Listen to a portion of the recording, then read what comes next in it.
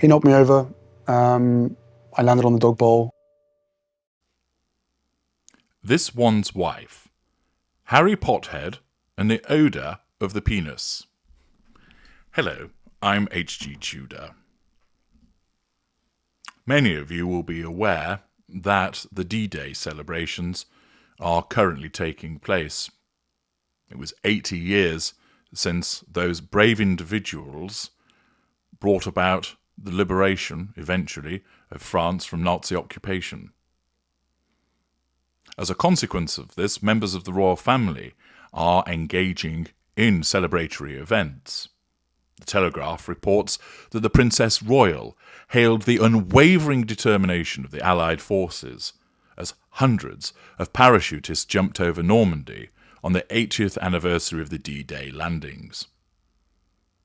As tributes moved from Portsmouth to the beaches of northern France, the Princess, joined by her husband, Vice Admiral Sir Tim Lawrence, unveiled a statue of a Second World War Canadian Royal Regina rifleman that will tell the story of loyalty, bravery and duty for generations to come, and quite right that it does. The Princess has been Colonel-in-Chief of the regiment since 1982. Speaking of the moment, in 1944, when they assembled across the Channel, awaiting the largest amphibious invasion in history, the Princess said, "One can only imagine the sense of trepidation, anticipation, and probably fear of the unknown." The Princess went on to a service at Bayeux Cathedral and back to the cemetery for a late-night vigil as President of the Commonwealth War Graves Commission.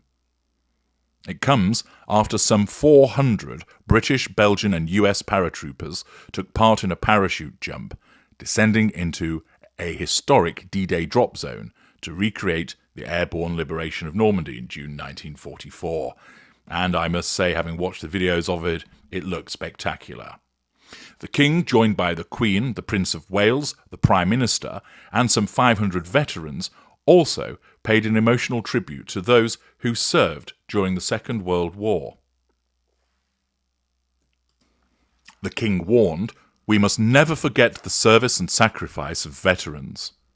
He acknowledged that today, 80 years on, it was near impossible to imagine the sheer terror and anxiety that faced the hundreds of thousands who took part in the Normandy landings. But he said, "It was our duty to ensure that future generations understand how their service and sacrifice replaced tyranny with freedom." The stories of courage, resilience, and solidarity we have heard today and throughout our lives cannot fail to move us, to inspire us, and to remind us what we owe to that great wartime generation, he told a commemorative event on Southsea Common in Portsmouth. We are all eternally in their debt. The King delivered a stirring address to the hundreds gathered in the sunshine, overlooking the sea where 80 years ago hundreds of thousands of men had set off for Normandy, so many never to return. His Majesty, 75, who was accompanied by the Queen, read a message that Field Marshal Montgomery, Commander-in-Chief of the Allied Ground Forces, delivered to all soldiers on the eve of D-Day. He said, "To us is given the honour of striking a blow for freedom, which will live in history, and in the better days that lie ahead, men will speak with pride of our doings." The King said that today the nation gathered to honour the 160,000-plus Allied troops who assembled along the shores where he stood, ready to embark on a mission that did strike that blow for freedom, one that would later be recorded as the greatest amphibious operation in history. He said those who gathered here in Portsmouth would never forget the sight. It was by far the largest military fleet the world has ever seen. Yet all knew that both victory and failure were possible, and none could know their fate. Aircrew flying overhead, sailors manning warships, or troops in assault craft, battering their way through the stormy swell to the shore, whether dropping by parachute, landing in a wooden glider, or taking that terrible leap of faith onto the beaches. All must have questioned whether they would survive and how they would respond when faced with such mortal danger. The King quoted the poet Keith Douglas, who was killed in action 3 days after writing about the embarkation. Mr. Douglas wrote, "Actors waiting in the wings of Europe. We already watch the lights on the stage and listen to the colossal overture begin. For us, entering at the height of the din, it will be hard to hear our thoughts, hard to gauge how much our conduct owes to fear or fury." The King said, "At this remove, 8 decades later, it is a near impossible task to imagine the emotion of that day. The pride of being part of such a great enterprise, the anxiety of in some way not coming up to scratch, and the fear that that day being their last." He described how he had met several veterans recently, each of whom remembered with such heartbreaking clarity the sight of those many soldiers lying on the beach who drowned before they could even engage in combat. The King said that such stories of courage, resilience, and solidarity cannot fail to move us, to inspire us, and to remind us of what we owe to that great wartime generation, now, tragically, dwindling to so few. He said it was our privilege to hear their testimony, adding, "But our role is not purely passive. It is our duty to ensure that we, and future generations, do not forget their service and their sacrifice in replacing tyranny with freedom. Our rights and the liberty won at such terrible cost bring with them responsibility to others in the exercise of that liberty. The Allied actions of that day ensured the forces of freedom secured, first a toehold in Normandy, then liberated France, and ultimately the whole of Europe, from the stranglehold of a brutal totalitarianism." The monarch described the truly collective effort of the Allied victory and the many who contributed from so many different countries and religions.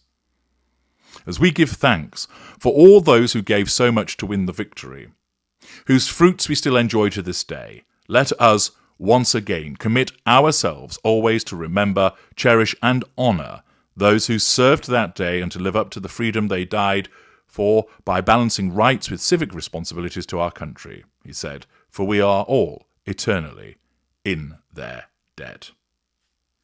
It comes amid fears young people are increasingly unaware of the sacrifices made by their wartime generation. A recent survey by the Commonwealth War Graves Commission found only 48% of people aged 18 to 34 recognised D-Day as the date that Allied forces landed on the beaches of Normandy on June 6, 1944. This rose to 59% when surveyed across all age groups.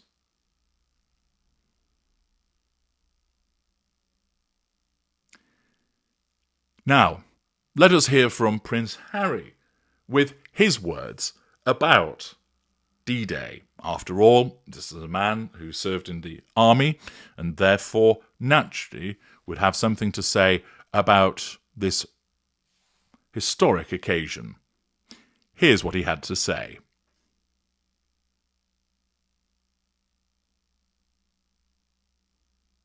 Nothing. Instead, this is an individual that would rather spend his time going to other countries on faux royal tours, being led around by his wife utilising the grip of doom. A man who was once well regarded by many people in his home country and has tumbled in popularity as a consequence of his behaviours, influenced and occasioned by his handler, the Narcissist. When you hear those words issued by the King, when you hear the words issued by the Princess Royal, that Prince William was in attendance also, rightfully acknowledging the huge and brave sacrifice that was made by those who fought that day, some never returning, and then you get complete silence from Prince Harry. Is he too ashamed to speak out? Has he forgotten to do so? Why is there silence from him? Yes, he's not a working royal, but nevertheless, given his affiliation with the military and the truly historic nature of it being 80 years since that massive amphibious invasion, one would have thought that Harry Pothead might have something to say even if it's a brief statement released via Sussex.com or Archwell, recognising the sacrifice that has been made, remembering his military affiliations. Yet it is indicative of how far this individual has fallen since he was ensnared by the spider, that rather than recognise what has occurred in relation to those troops, to those that had served, so far, at least, perhaps it will change, but so far, there has been silence. Instead, he'd rather spend his time telling us about the fact that he rubbed cream into his todger and the smell reminded of his mum. Those are matters which are seen as more important to him. After all, he is Harry Pothead and engaged with the odour of the penis. I'm H.G. Tudor. Thank you for listening.